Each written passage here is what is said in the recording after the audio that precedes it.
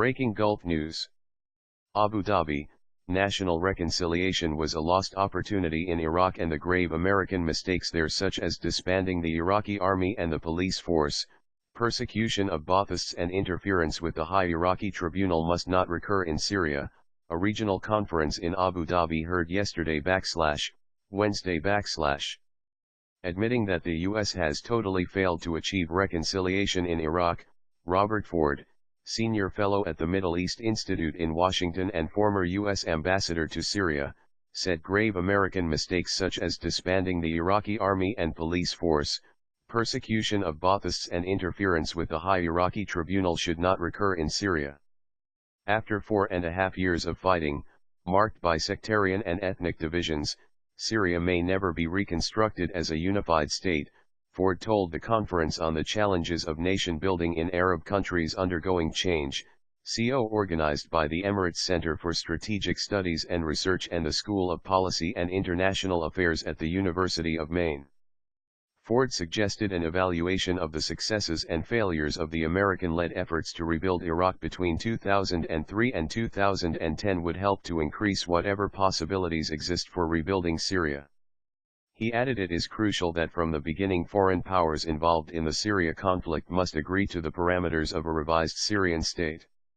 If external actors were to support particular factions or seek to exclude certain communities, as occurred in Iraq, it will be impossible to ensure security and stability in Syria.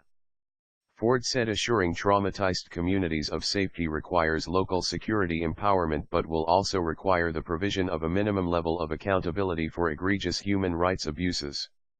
Transitional justice mechanisms, which were poorly implemented in Iraq, could help increase the prospects for accountability in Syria.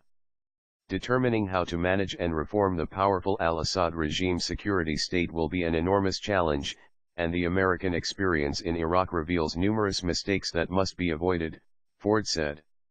He added devising mechanisms to ensure all major communities are able to exert a degree of influence in political decision-making, in addition to having equitable access to reconstruction resources, would help stabilize any precariously arranged political deal. The rest of Sunni Arab and Kurdish communities determined that good relations with Baghdad were in their interests so as to access portions of Iraq's oil wealth. Iraq enjoyed the benefit of financial resources that Syria will not have, which, in turn, suggests that prospects for reconstruction will start to lag in Syria, with obvious ramifications for refugee populations and the requirements for international support. As difficult as rebuilding the Iraqi state has been, Syria represents a much more daunting task, Ford said.